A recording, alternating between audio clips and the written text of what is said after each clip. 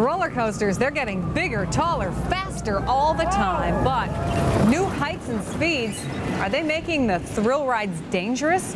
We asked this question because just yesterday, a California woman died while riding one of the fastest roller coasters in the nation.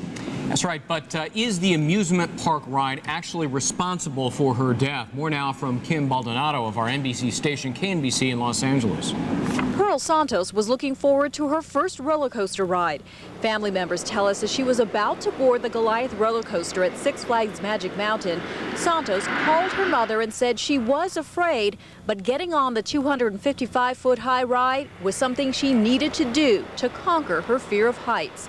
But when the 3-minute ride was over, Santos was unconscious. She was pronounced dead at the hospital. On Sunday, the LA County Coroner's Office performed an autopsy and said Santos suffered a ruptured aneurysm of the cerebral artery. Lieutenant Fred Corral of the Coroner's Office went so far as to say that in layman's terms, the ride caused her death. It's a statement Six Flags officials strongly deny. As we've stated from day one, any medical doctor will tell you that roller coasters do not cause aneurysms. Unfortunately, this woman had a pre-existing condition. She had a genetic condition, which was an aneurysm that could have ruptured at any time. The coroner's office backed away from their first statement and released this one. An earlier release of information regarding the cause of death was premature. Information that the attraction was directly responsible for the death was also premature. The final cause, mode, and manner of death have not been finalized. Until all testing and studies have been completed, the cause of death is deferred. The Santos family from Fontana is too distraught to speak. They were quite proud of Pearl, who was working as an instructional aide at Lita Henry Elementary in Rialto. She was just a few credits away from getting a degree at Chaffey College, which would allow her to become a full-time teacher. It will take about 4 to 6 weeks to complete the final autopsy report. As for the roller coaster, state investigators have finished their required inspection, and park officials expect to reopen the ride soon. In Valencia, California, I'm Kim Baldonado for NBC News. So are roller coasters unsafe, or are amusement parks doing enough by warning riders about the potential risks? Here now to talk about that from Baltimore, Walt Reese, who is a former Maryland State amusement ride inspector. Well, good to see you. From San Diego, Kathy Fackler, who founded SaferParks.com after her son was injured on an amusement ride. Thank you both for being with us. Mr. Reese, let me begin with you. Are the stats on the Goliath roller coaster, do they concern you? Let's take a look at them. 255 feet high. Let's put it on our screen. It reaches top speed of 85 miles per hour.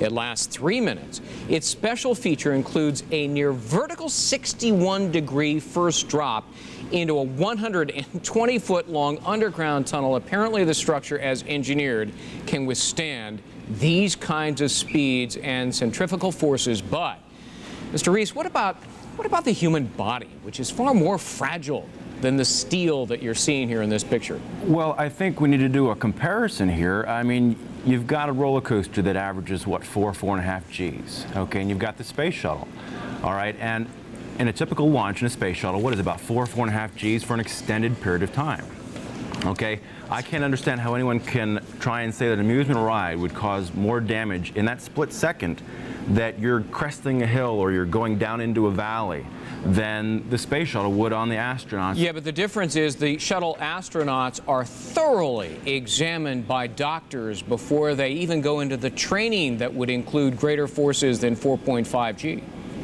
That's true, but I don't believe, from all the coasters I've ridden, this is probably in excess of 100. I don't believe that any of them were that harmful that it would cause any internal injuries, especially not the death of this woman.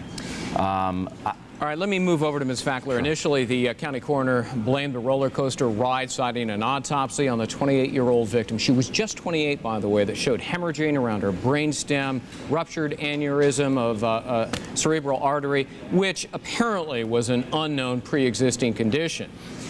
In fairness, the coroner's now backing off, Ms. Fackler, blaming the roller coaster ride. But are you suspicious here that really that was the cause?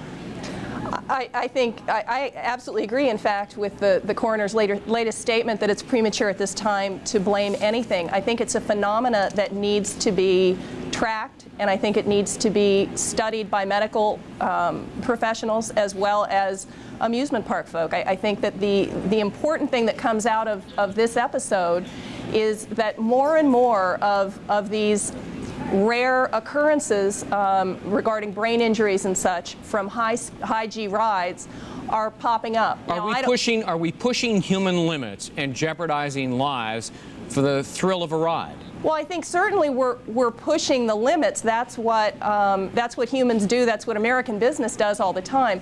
Whether or not we're jeopardizing human safety is something that, again, just needs further study. I think that we, the important thing is to start tracking this and start making these reports public. Mr. Reese, the problem is many people are walking around with physical vulnerabilities that they know absolutely nothing about. They're exposing their bodies to extreme forces. True. Is inviting unanticipated injuries here really the result? Look at last year. The Consumer Product Safety Commission reports 6 deaths, 7,260 rider injuries. That's correct. But then again, you got to compare to the airline industry. I mean, one plane crash will totally, wipe out that record for the amusement industry. And in all honesty, I feel the amusement industry is much safer than the airlines. I mean, they go through great lengths to make sure this stuff is safe.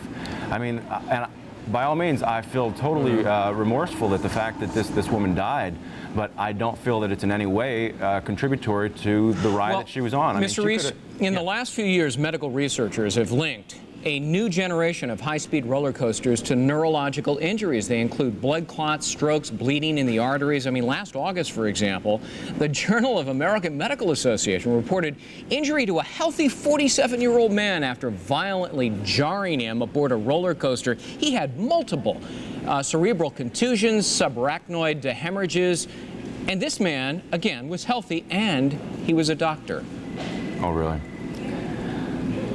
I would have to agree that in certain circumstances they do push the mechanical and dynamic limits of some of these rides. The taller you go, the faster you go, certainly the more impact it's going to have on a human body.